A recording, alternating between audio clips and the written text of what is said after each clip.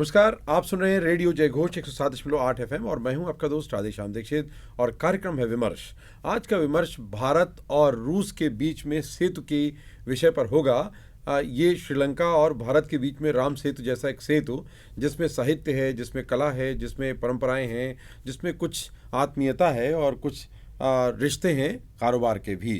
तो हम उसकी बात करेंगे क्योंकि हमारे साथ हैं आज डॉक्टर रामेश्वर सिंह जी, जो कि 40 वर्ष पहले भारत से रूस गए और मॉस्को के हो गए, और मॉस्को के साथ भारत ही नहीं, भारत के साथ केंद्र में उत्तर प्रदेश का संवाद रहा, और अब रूस में भारतीय साहित्य का विस्तार कर रहे हैं, भारतीय भाषा का विस्तार कर रहे हैं।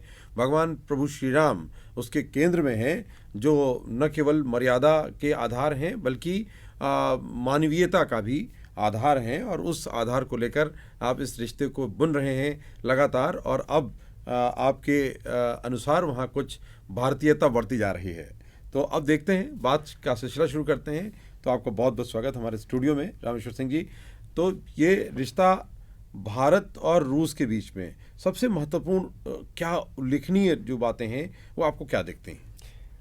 देखिए, भारत और रूस, और हम कह सकते हैं भारत और सोवियत संघ की मित्रता केवल आज 20 साल 30 साल की नहीं है।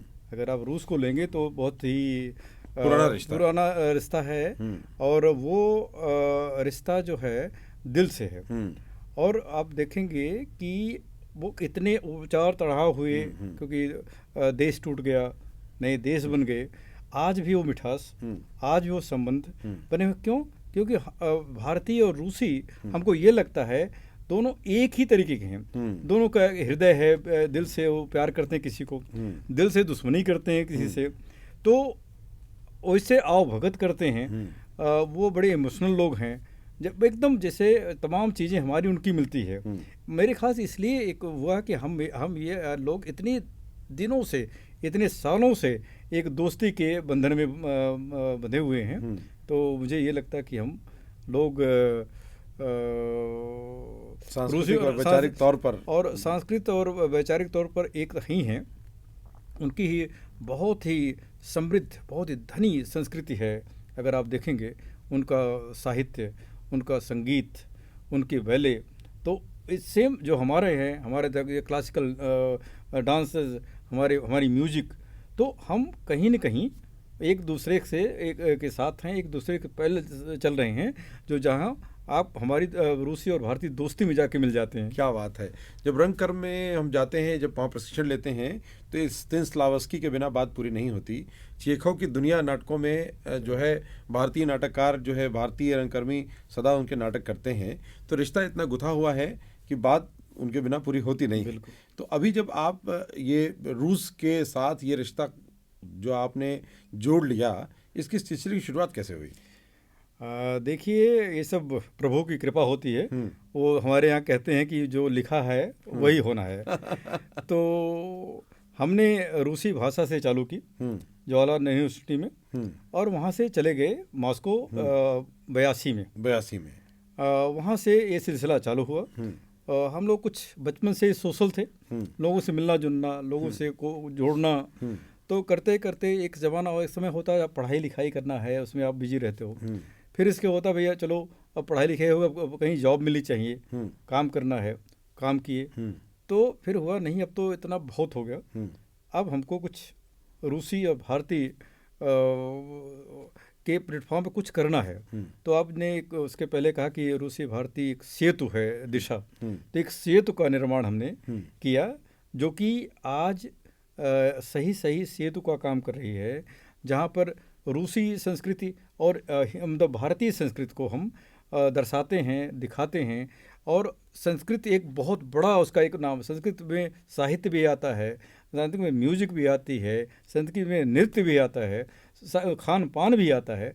तो हम वो सारी पूरे उसको हम जोड़ करके दोनों देशों की दोनों जगह दिखाने की कोशिश कर रहे हैं। तो जिस दिशा का आपने नाम लिया, ये एक भारत और रूस का एक मैत्री संघ है, जिसके संस्थापक डॉक्टर रामेश्वर सिंह जी हैं, और आप लगातार उसको आगे बढ़ाने की दिशा में दोनों ही संस्कृतियों के रहने वालों को उसमें जोड़ रहे हैं, उनको निरंतर आगे लेके चल रहे हैं। भारत में कई वर्षों पहले आपके नेतृत्व में एक रूसी दल जो वो रामलीला करता है रशिया में, उसकी प्रस्तुतिकरण भारत में शुरू हुआ और भारतीय बहुत सारे ऐसे कलाकारों को आपने रूस में बुलाया है और अब आप आम महोत्सव करने जा रहे हैं। जी क्या है ये, रिश्तों में मिठास घोलने की कोशिश है क्या? जी बिल्कुल, हम यही कहते हैं लोगों से, हम रूसी भारतीय रिश्तों में मिठास घोलने की कोशिश कर रहे हैं। हाँ। क्योंकि आम हमारा जो है एक बहुत ही पवित्र, बहुत ही मतलब सबसे बड़े उसमें जो फल में जब नाम लिया जाता फलों आम, का राजा। तो मुंह में हम आमों का फलों का राजा, तो आम का नाम लेते ही मुंह में पानी आ जाता है। तो ये हमको ही नहीं, मतलब भारतीयों को ही नहीं और रूसियों को भी, क्योंकि वो लोग सही आम जो हमारा आम है वो नहीं, वो कहीं ब्राज़ील से कहीं आता है, उसका कोई टेस्ट ही नहीं है, उनकी समझ क्या चीज़ है। हमने पिछले साल मतलब यहाँ से मंगवा के आम करीब 250 से 300 पैकेट्स लोगों को बंटवाए कि देखिए ये है हमारा उत्तर प्रदेश का आम, आप देखिए भारत का वो है। जब लोगों ने कहा, आज भी मतलब जब आम का सीजन नहीं होता, फोन भाई कब आएगा, कब आप खिलाओगे, प्रतीक्षा हो रही है। हम कहे भैया आम का एक सीजन होता है, तो आम का प्रोडक्ट तो आप खा सकते हो, लेकिन आम जो सही असली होता है 1 महीने 1.5 महीने का फसल होता है, इसके बाद वो खत्म हो जाता है। हम भारतीय भी उसका इंतजार करते हैं। तो एक बड़े पैमाने पर तो हमने उसका एक नाम दिया है आम रूस। आम रूस या आम रस भी कह सकते हैं, आम रूस भी हो गया। क्या बात। तो वो आम रूस 23 जिसका हम जुलाई में 1 जुलाई 2 जुलाई में, अभी डेट नहीं पड़ी है, उत्तर प्रदेश सरकार की सहायता से अपेडा और जो भी इससे जुड़े हुए हैं कृषि से, उनके साथ मिल करके एक बड़े पैमाने पर वहाँ पर आम महोत्सव कह लीजिए हम करने जा रहे हैं। और ये पहली बार हो रहा है, अभी तक इवन सोवियत संघ के समय में कभी नहीं हुआ था ये पहला इस टाइप का एक महोत्सव होने जा रहा है। कम से कम रूस में या सोवियत यूनियन में नहीं हो रहा, तमाम जगहों पे हो चुका है। एक अच्छा एक इससे क्या होता है कि केवल आम का ही नहीं, दूसरे हमारे जो है कृषि प्रोडक्ट के उसमें मतलब उसका प्रचार होता है। लोग आज के डेट में हमारे पास ऐसे प्रोडक्ट हैं, कृषि प्रोडक्ट हैं जिसको भारत जो है एक्सपोर्ट करने के लिए तैयार है, एक्सपोर्ट कर रही है, हम रूस में क्यों न करें। तो हम उस विचार से इसको एक जोड़ने का, ये भी एक सेतु का काम करेगा। बिल्कुल, आपने सेतु की बात की। और चूंकि ये जो आम रूस है, जो आम महोत्सव होने जा रहा है, उसके माध्यम से भारतीय खान पान, भारतीय संस्कृति, भारतीय परिधान, भारतीय विचार, भारतीय चिंतन, इन सब को रूस के नागरिकों के साथ में बहुत अच्छे से गूंथने की कोशिश है दिशा के माध्यम से। आप इसमें आपने कहा वहाँ के एक रूसी राम, तो ये उनकी कथा भी बताएं जो हमारे भारतीय जो दर्शक हैं उन तक ये पहुँचे, हमारे श्रोताओं तक पहुँचे, कि भारत में एक रूसी नागरिक भगवान राम से प्रेरणा लेकर पूरे जीवन को कैसे बदल सकता है, उसमें कैसे वो अपने आप को पूरी तरह से समाहित कर सकता है। धन्यवाद, आपने उनके बारे में, रूसी राम के बारे में आपने पूछा, क्योंकि सही आवाज़ के आज नहीं हमारे बीच में। वो इतने ही सात्विक थे, जब उन्होंने स्क्रिप्ट पढ़ी, देखी, तो उन्होंने जब जो हमने बताया, क्योंकि 60 की बात है उस समय, और 60 में चालू हुआ, इसका मतलब पहले से बातें हो रही होंगी। तो कहा, उसके बाद हमारे मन में आया कि हमको ये करना है। फिर उन्होंने पूरा पढ़ा उसको, क्योंकि लोग पढ़ते बहुत हैं, हर चीज़ डीप में जाके तब कोई काम करते हैं। तब उन्होंने देखा कि अच्छा, तो वो सारे लोग जैसे मांसाहारी हैं, सब ड्रिंक लेते हैं, हर चीज़, उन्होंने उसको चालू करने के बाद सारी चीज़ छोड़ दी, पूरे जीवन भर सात्विक रहे। और बहुत ही खूबसूरत, बहुत ही उनकी जो आप देखेंगे लगेगा सही राम, भगवान राम आ रहे हैं। उनका गजब दिव्य दृश्य था।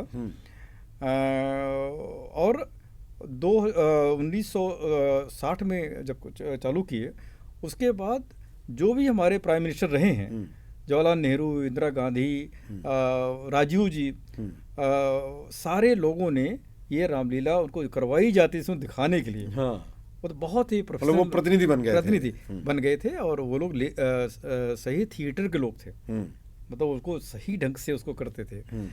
तो 2018 में वो हमारे बीच नहीं रहे, तो उस समय के हरिदास संस्थान के डायरेक्टर डॉक्टर YP सिंह, वो रूस के रूस आए तो वो कहे हम उनका घर देखना चाहते हैं। तो उनके आने के 8 दिन पहले उनका देहांत हो गया। तो इस समय तो कुछ कर पाना पड़ा अच्छी बात नहीं है, मैं देखता हूँ क्या कहने यार हमको चलना है वहाँ देखना किसी भी हालत में। किसी तरीके से हम उनको ले गए, जब देखे हो वो सही सही राम कुटी थी, केवल भगवान राम की मूर्तियाँ, वो हर चीज़ जोड़ी मिली हुई, उनके राम के सारे तमाम पोस्टर ये लगे हुए, तो दीवार पर वैसे लगे हुए, और उनको पद्मश्री का अवार्ड मिल चुका था, बाल मित्र अवार्ड उनको मिला था।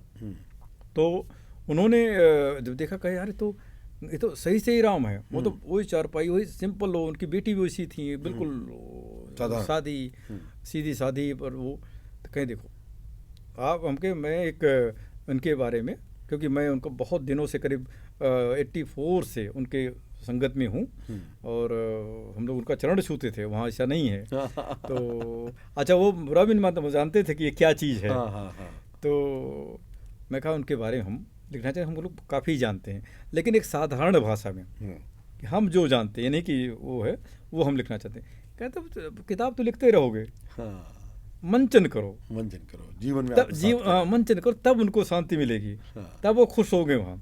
मंचन तो ठीक है, कुछ उसमें बातें हुई करते कराते, तो हमने चालू किया मंचन। वहाँ पर काफ़ी मेहनत हुई, करीब 4-6 महीने लगे उसको करने में, तैयार करने में, क्योंकि हम लोग उस लाइन के तो हैं, उस फील्ड के होते तो भाई ठीक है, हमको कम समय लगता। और उसमें वो भी करना था कि अपना रामलीला जो होता है वो हफ्ते का होता है, 10 दिन का। अब कैसे उसको छोटा करके किया जाए, और एक होता कहीं जैसे इंडोनेशिया से उनका एक ट्रेडिशन है, वो करते आ रहे हैं उनका, और एक यूरोपियन कंट्री में जहाँ पर, और दूसरी बात कर रहा हूँ यूरोप में केवल रूस में होता है रामलीला, पूरे जो अभी अनाउंस हुआ था दीपोत्सव में जब हुआ, तो उन्होंने कहा रूस में केवल पूरे यूरोप में केवल रूस में रामलीला होता है। अब बताइए, वो हमको इतना मालूम नहीं था। तो फिर हमने उस समय था 2018 में दीपोत्सव आ गया, कहीं आप लोग आना है, तो और भी पसीने आने लगे भाई, तो सामने इतनी बड़ी स्टेज पर, और फिर क्या आपको मुख्यमंत्री जी के सामने करना होगा, और देखिए सही होना चाहिए। उन्होंने कोई क्लिप भेजो, हमको क्लिप नहीं भेजूंगा, जो है वो उसमें सुधार मैं कर सकता हूँ, जो उसको करिए। तो कहे चलो ठीक है, विश्वास है। तो हम लोग यहाँ आए, और उस रामलीला को हमने जो है एक मॉडर्न बनाया, मतलब एक कि भाई लोग देखें उसकी एक लेंथ कहाँ से चालू होता है और कहाँ, क्योंकि उसको पूरा करने में और आज के दिन में यूथ को, लोगों को इतना समय नहीं है कि बैठ के 2 घंटे 2.5 घंटे आपका रामलीला देखे। क्यों? ये सब सारी चीज़ें अवेलेबल हर जगह, वो देखते हैं, जानते हैं, तो उनको कोई नई चीज़ दो। तो हमने 20 मिनट की रामलीला चालू की, और वो इतनी अच्छी हो गई, इतनी बढ़िया सेट हो गई। तो मुख्यमंत्री जी ने दीपोत्सव अवार्ड, पहला हम लोग पहले ही साल आए, लोगों ने आज सैकड़ों साल से कर रहे हैं, लेकिन रूस को उसमें अवसर मिला और अवार्ड भी मिला। हम 3 लोगों को, इसमें एक रूस था। बहुत बहुत बधाई और शुभकामनाएं। अभी आपसे बात हो रही थी, आपने बताया कि जैसे भारत में तो रूसी साहित्य, रूसी कहानियाँ, नाटक, उनके पढ़ने का तो बहुत चलन है, लेकिन जीवन में रूस का प्रभाव भारत के लोगों में नहीं आया। लेकिन रूस के लोगों पर कैसा प्रभाव है, वो भारतीय संगीत, भारतीय कला, भारतीय फिल्में, भारतीय परिधान, इनको किस तरह से ग्रहण करते हैं, कितना ग्रहण करते हैं? देखिए, मैं अपनी बात कर रहा हूँ, अच्छी बात तो नहीं है। हम जब तक यहाँ थे, हम नहीं जानते थे कि कथक क्या है, कुचिपुड़ी क्या है। अब हम तमाम अपनी जो परंपराएं हैं, जो हमारे अनशन जो डांस हैं, उनके नाम जानना चालू किए पहले। तो फिर देखिए वो सारे लोग जो ट्रेडिशनल, जब हम लोग भूले जा रहे हैं, वो डांसेज वो लोग कर रहे हैं। हमारी संस्कृति तो जो है, अब कुचिपुड़ी जो है असम की है, और हम लोग यहाँ देखे ही नहीं थे। वो वहाँ रशियन लोग, इंडियन नहीं है, रशियन कर रहे हैं कथक, और तमाम हमारे जो हैं, जो यहाँ से लुप्त होती जा रही हैं या किसी स्टेज बड़े उसमें दिखाई जा रही हैं, वहाँ जगह जगह पर। अब फिल्मी, मतलब बॉलीवुड का मैं बात नहीं करूँगा, वो तो है ही है, उसका बहुत बड़ा प्रभाव है। अभी वहाँ पर हम लोग मिल करके एक इंडियन फिल्म्स के नाम से, तो दिशा उसका एक पार्ट है, हम वहाँ पर लगातार आज 6-7 साल से फिल्म फेस्टिवल करते हैं। और पहले तो बहुत कम थोड़ा सा वो लोग देखते थे कि वो नई जनरेशन है, नया हो। अभी जो है पूरे देश में एक साथ हम लॉन्च करवाते हैं। हमारे जो फिल्म इंडियन फिल्म्स हैं वो करते हैं और लोग देख रहे हैं और नई नई फिल्में आ रही हैं। थोड़ा ब्लॉकबस्टर हैं, लोग यूथ को पसंद आ रहा है। तो ये भी एक अच्छाई ये भी है कि लोग अब देखने जा रहे हैं उसको। इसके पहले बहुत बुलाना पड़ता था, बहुत परेशानी होती थी। किन किन के पसंद करने वाले, चाहने वाले कौन से कलाकार हैं जिनको ज़्यादा पसंद किया जाता है रूस में? देखिए, हम तो राज कपूर जी का नाम जरूर लेंगे। हाँ, क्योंकि उन्होंने ये चालू किया, ये वो गुरु हैं बॉलीवुड फिल्म के रूस में, सोवियत संघ में। आज भी लोग नहीं भूले हैं, क्योंकि भारत में शायद भूलने जा रहे हैं, वहाँ उनको उनका नाम आज भी और यूथ भी जानता है। अमिताभ बच्चन जी हैं जो बहुत ही फेमस थे और हैं भी। और नए में शाहरुख खान, सलमान खान, ऋतिक रोशन, ये लोग नए यंग जनरेशन को बहुत पसंद करती है। और एक ज़माना था मिथुन चक्रवर्ती जी, उनका बहुत ही क्रेज था। आज भी लोग उनको बहुत पसंद करते हैं और आज भी उनको जानते हैं। तो एक सीरीज़ है, तो हीरोइनों को, हीरो के जो वहाँ जानते हैं लोग, पसंद करते हैं। और अभी इस समय में देखा कई फिल्में वहाँ शूट हुई हैं, सेंट पीटर्सबर्ग में, मॉस्को के सराउंडिंग में। तो एक नई चीज़ें ये हुई हैं, क्योंकि बहुत पहले वो ज़माना था जब हेमा मालिनी जी वो सब थी। उस हेमा मालिनी जी को बहुत पसंद करते हैं वहाँ पर, उनके एक फ़ैन ग्रुप हैं सब। अच्छा। तो क्योंकि अलग अलग फ़ैन ग्रुप्स हैं, तो ये अच्छी बात है। तो ज़्यादा आर्टिस्ट हमारे पॉपुलर हो रहे हैं, ज़्यादा लोग कर रहे हैं। तो वहाँ खान पान अपना अब देखें बहुत पसंद करते हैं। तो एक हर तरफ से वहाँ इंडिया का वो जैसे कि प्रभाव है। 90s में थोड़ा कम हो गया था जब टूटे आदमी। जब देखो, जब घर टूटता, मैं कहता हूँ उसको फिर बसाने में, फिर से ठीक करने में टाइम लगता है, समय लगता है। तो उस समय आदमी देखता है कैसे पेट भरे, कैसे ये करूँ, तब वो कल्चर का वो दूसरी बात करती है। लेकिन हम वो याददाश्तें वो जिंदी रह गई आज। तो वो देखने में आ रहा नहीं है, कुछ डूबा नहीं था। एक समय था, थोड़ा सा शांति हो गया था। अब बहुत ही अच्छी तरह से नई शुरुआत हुई, नए जोश से। और ये बहुत महत्वपूर्ण वार्ता हो रही है विमर्श में डॉक्टर रामेश्वर सिंह जी के साथ, जो कि संस्थापक हैं दिशा के, जो कि सोशियो इकोनॉमिक फ्रंट पर भारत और रूस के संबंधों के बीच में मधुरता लाने, उसमें आत्मीयता बढ़ाने, उसमें कारोबार बढ़ाने, उसमें रिश्तों के और गर्माहट को बढ़ाने का काम कर रहे हैं। कुछ और बातें करेंगे एक छोटी सी अंतराल के बाद।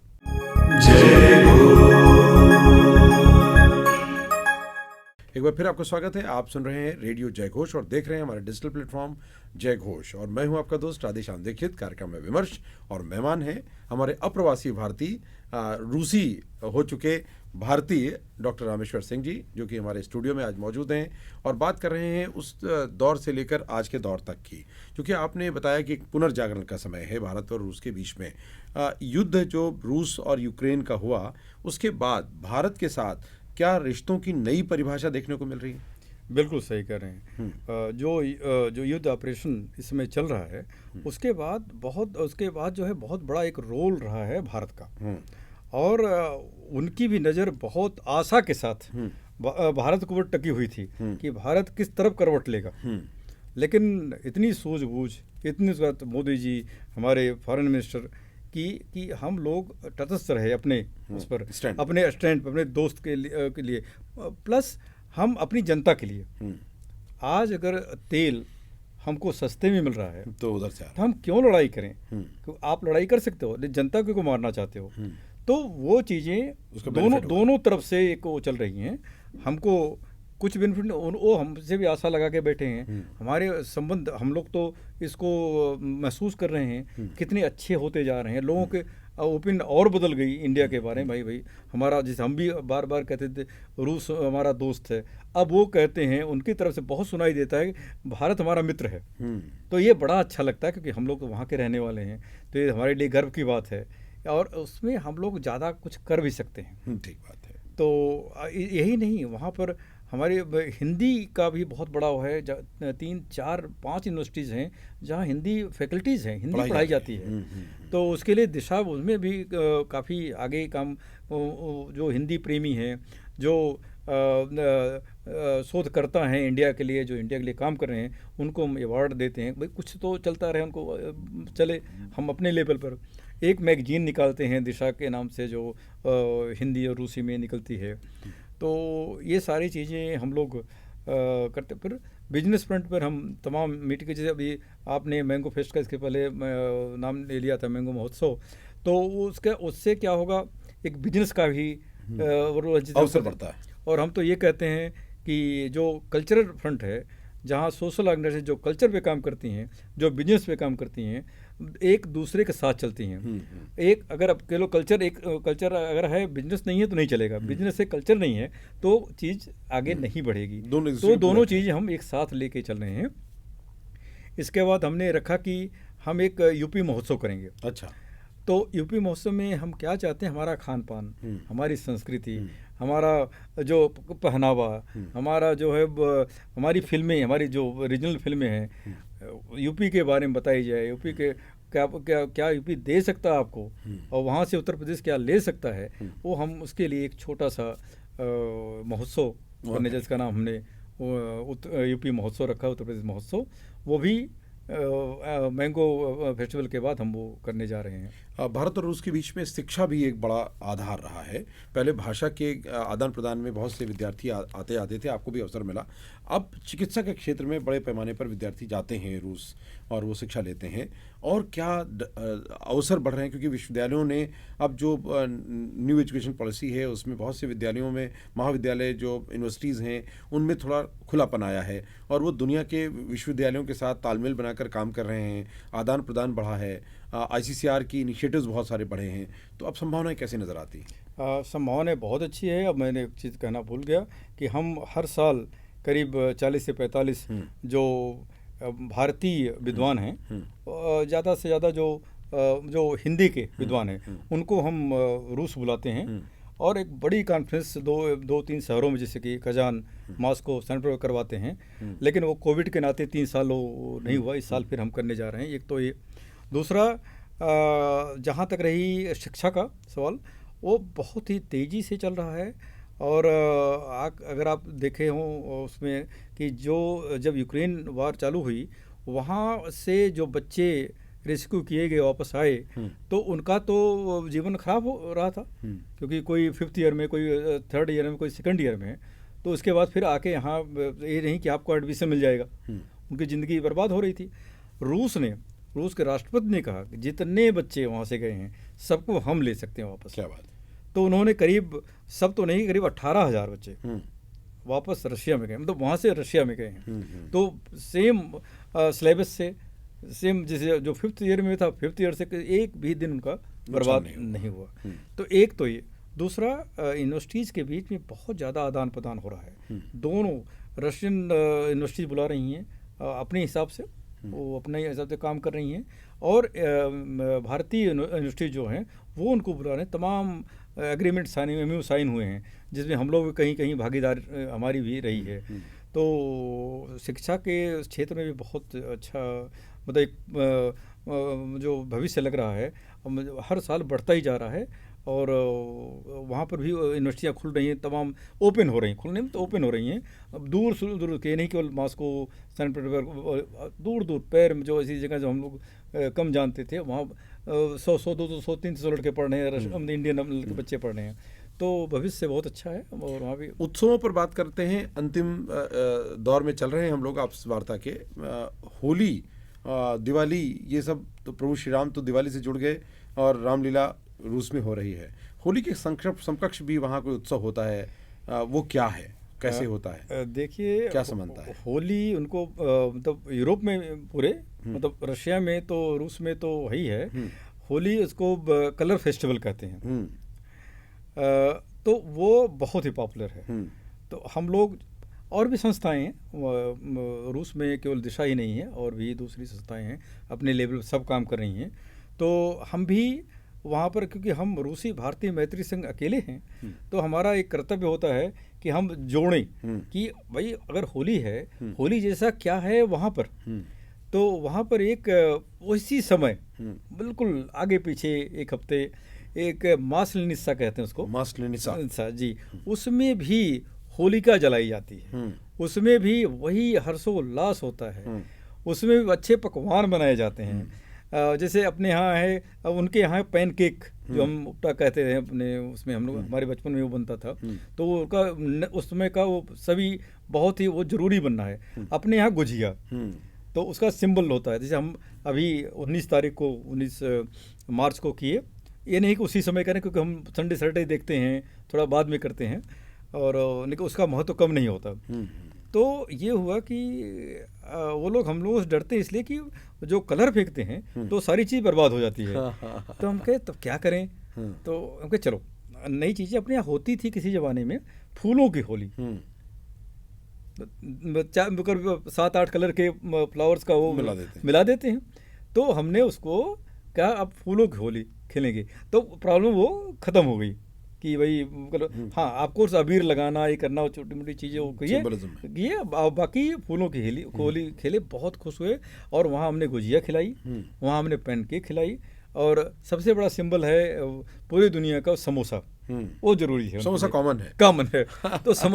तो वो चीज़ें हमको सबको खिलाए। करीब 250 से 300 लोग आए थे, जगह उतनी बड़ी नहीं थी, क्योंकि हम सबसे कहते हैं भाई भारत की जनसंख्या बहुत ज़्यादा है, और वहाँ भी है, जब भारत का नाम आता है तो 1000 आदमी का जगह चाहिए, तो जगह अगर नहीं मिली तो काफ़ी लोग नाराज़ हुए, नहीं पहुँच पाए, नहीं, क्योंकि वहाँ पर कुछ रिस्ट्रिक्शंस हैं। तो करीब 300 लोग आए गए, तो पूरा हमने एक बहुत बड़ा महोत्सव किया। पूरी एम्बेसी, हमारे महामहिम एम्बेसडर साहब, DCM, पूरी एम्बेसी वहाँ आई थी।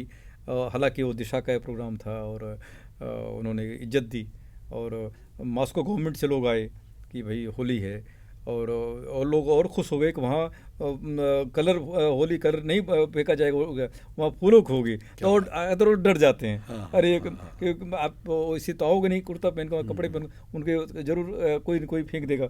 तो वो एक अच्छी चीज़, नई शुरुआत हुई है, वही पहली बार। बिल्कुल। तो रामेश्वर जी, ये शुरुआत बहुत परवान चढ़े, बहुत आगे बढ़े, मिल करके ऐसे ही संस्कृतियों का संगम हो, और समोसे के साथ जैसे आलू और मसाले मिल जाते हैं, वैसे ही दोनों जगहों की संस्कृति, कला और आपसी समन्वय वो मिल जाए और उसका उपयोग कर सकें। तो इस पूरे इनिशिएटिव में जो दिशा है, जो भारत और रूस के संबंध हैं, ये बढ़ते रहें, इसमें गर्मजोशी बढ़ती रहे और इसका विस्तार होता रहे, ये हमारी कामना है। और ये एक सिंबल है दिशा का, दिशा और रूस और भारत का, रूस और भारत, दिशा एक छोटा सा मैत्री का। तो अप्रवासी भारतीय होने के नाते आप दोनों पक्षों का मिलन करते हैं, हम भारतीय होने के नाते इस बात को और प्रगाढ़ करते हैं, और ये रिश्ता जयघोष के साथ रूस जाए, और रूस के जितने भी नागरिक हैं उनको भी हम प्रणाम करते हैं कि आप भी जब भारत आएँ तो दिल खोल कर आएँ। भारत के किसी प्रदेश में आप यात्रा करें, आपको बड़ा आनंद आएगा। आप गले ज़रूर मिलें, क्योंकि यहाँ गले आत्मीयता से मिला जाता है, ये हमारी परंपरा का परिचायक भी है, और इसमें आत्मीयता का एक भाव भी है। तो इस भाव से भर कर मिलते हैं, एक दूसरे के साथ चलते हैं, हाथ से हाथ मिलाते हैं, गले से गला मिलाते हैं, और पूरे देश में अपने रिश्तों की सुगंध फैलाते हैं। बहुत बहुत धन्यवाद हमसे बात करने के लिए, हमारे स्टूडियो में आने के लिए। तो ये था आज का विमर्श। एक बार फिर मिलेंगे अगले विमर्श में एक अगले मेहमान के साथ और अपनी खास बातचीत। सुनते रहिए, सराहते रहिए, लाइक कीजिए, सब्सक्राइब करिए और शेयर ज़रूर करें। धन्यवाद। जय